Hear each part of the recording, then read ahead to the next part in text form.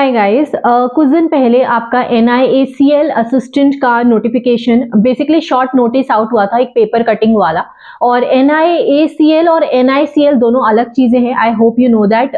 NIACL आपका assistant का जो नोटिफिकेशन है वो अलग है, और NICL AO का कुछ दिन पहले आउट हुआ था। वो काफी वो एक अलग जॉब थी, राइट। उसका एग्जाम पैटर्न सब कुछ अलग है, इसका अलग है। ये काफी अच्छी जॉब है NIACL असिस्टेंट की। एक RBI असिस्टेंट लेवल की जॉब है। अभी RBI असिस्टेंट हुआ था, 450 वैकेंसी कुछ आई थी, ज्यादा नहीं आई थी। स्टिल बहुत लोग उस जॉब को एडमायर कर रहे थे, बहुत लोगों ने फॉर्म डाला था, मैंने भी फॉर्म डाला था। और अगर आपने आरबीआई असिस्टेंट का फॉर्म डाला है तो आपको NIACL असिस्टेंट का फॉर्म डालना ही चाहिए। अभी इसका फुल नोटिफिकेशन नहीं आया, बट पेपर कटिंग आ गया, अंदाजा हो गया कि क्या कैसे होने वाला है। और आपका जो फॉर्म फिलिंग है वो अभी फरवरी से 1 तारीख से चालू हो जाएगा, और शायद 15 फेब तक ही लास्ट आपका है फॉर्म फिलिंग का। तो अभी तक आपको अपना प्लान बना लेना है कि आपको एग्जाम देना है कि नहीं। पहले इंश्योरेंस के 2 एग्जाम्स और आए थे, UIC AO का आया था और NICL AO का आया था। वो आप फिल करोगे कि नहीं वो आपकी चॉइस है, बट मैं आपको रेकमेंड करूंगी कि ये वाला फॉर्म जरूर डालेना, क्योंकि ये एक क्लर्क लेवल का एग्जाम है। तो क्लर्क लेवल का पेपर होगा, ज्यादा टफ पेपर नहीं होगा। आरबीआई असिस्टेंट आपने दिया होगा तो आपको समझ आ गया होगा कि पेपर का लेवल ज्यादा टफ नहीं होने वाला है। बस जो डिफरेंस है वो यही है कि आपको उसमें चीजों को लेकर स्पीड अच्छी होनी चाहिए, क्लैरिटी अच्छी होनी चाहिए, आपका जो पकड़ है सब्जेक्ट में, कॉन्सेप्ट में, वो अच्छा होना चाहिए।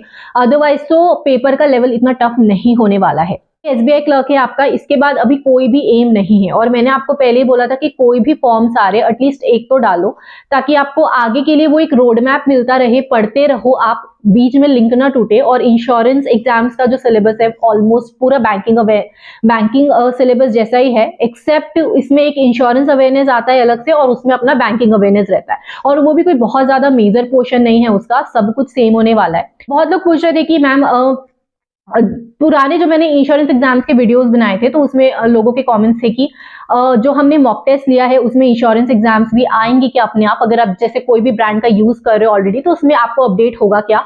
आई एम नॉट श्योर कि हर मॉक टेस्ट आपको ये प्रोवाइड करेगा कि नहीं, कि आप जो ऑलरेडी कर रहे हो उसको अपडेट कर दे, इंश्योरेंस के भी एग्जाम्स डाल दे उसमें। तो ये करो कि गाइडली का NIACL असिस्टेंट का अलग से आपको एक पैकेज मिल जाएगा। मैं आपको बैनर लगा दूंगी, देख लेना, बहुत सस्ता है। अगर आप एक एग्जाम टारगेट कर रहे हो तो 200-300 इन्वेस्ट करना बनता है। आपको 299 का है, सेव 12 कोड लगा लोगे तो एक्स्ट्रा 12% ऑफ मिल जाएगा, मेरा कोड है।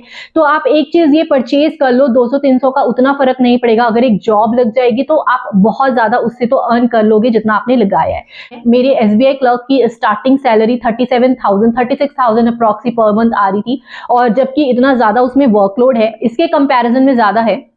तो वही आपका अगर NIACL असिस्टेंट में हो जाता है तो इसमें जो आपकी सैलरी है, स्टार्टिंग सैलरी 37,000 पर मंथ बनेगी, लेकिन जो वर्कलोड है SBI क्लर्क से काफी कम होगा, बिकॉज इंश्योरेंस जॉब्स में इतना वर्कलोड नहीं होता। इसमें भी आपका प्रीलिम्स होगा, मेंस होगा, और आपका इसके बाद एक रीजनल लैंग्वेज टेस्ट होगा। जिस भी, क्योंकि ये असिस्टेंट लेवल की जॉब है, ऑल इंडिया लेवल पे वैकेंसी नहीं आएगी, स्टेट वाइज आएगी अलग अलग से। और अगर आप जिस भी स्टेट से फॉर्म फिल करोगे वहां से आपको जाकर उसका LPT देना पड़ेगा, जैसे हम आरबीआई असिस्टेंट में कर रहे थे, LPT दे रहे थे, ठीक है, लैंग्वेज प्रोफिशिएंसी टेस्ट। यहाँ पे आपको वही देना है। आपको रीड, स्पीक, राइट तीनों चीज करना आना चाहिए, बोलना, लिखना और पढ़ सको, सब कुछ उसमें से आना चाहिए। तो वो ही स्टेट से आपको फॉर्म फिल करना है जो आप कंफर्टेबल हो।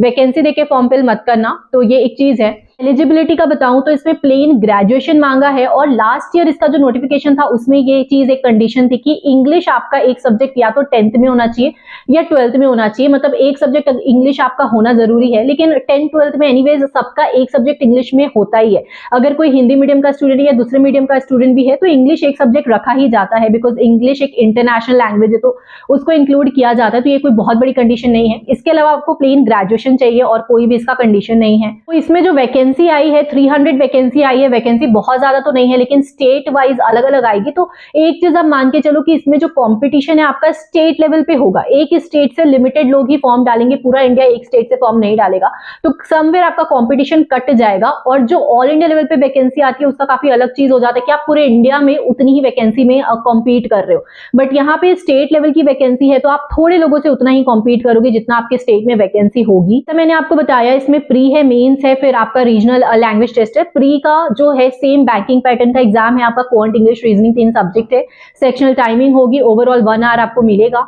और मेंस का भी सेम पैटर्न है, जो आरबीआई असिस्टेंट का पैटर्न है, वही 5 सब्जेक्ट है, English, quant, reasoning, GA and computer. और अगर आप गाइडली का मॉक टेस्ट ले लेते हो तो आपका सारा सब्जेक्ट कवर हो जाएगा। इसके अलावा आपका एलपीटी होगा तो वो आप अपने जो भी लैंग्वेज आपका है स्टेट का उसके अकॉर्डिंग आप पढ़ के चलोगे।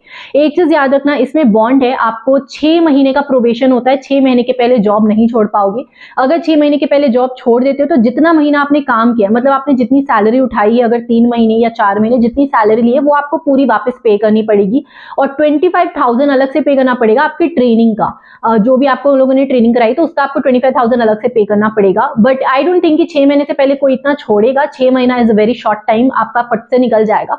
2-3 सालों का बॉन्ड होता तो वो काफी ज्यादा होता। तो इतना ही था इसके बारे में, बाकी इसका फुल नोटिफिकेशन आएगा तो देखेंगे अगर कोई चेंजेस हुआ रहेगा तो। एंड यस, कुछ और डाउट हो तो कमेंट कर देना। काफी अच्छी जॉब लगी मुझे, ये फॉर्म फिल करने जैसा है और प्रोबेबली मैं भी फॉर्म फिल कर सकती हूँ इसका। सो आप लोग भी करना एंड प्लीज अच्छे से पढ़ो, तभी ये सारे जॉब्स निकलेंगे। कॉम्पिटिशन बहुत टफ है।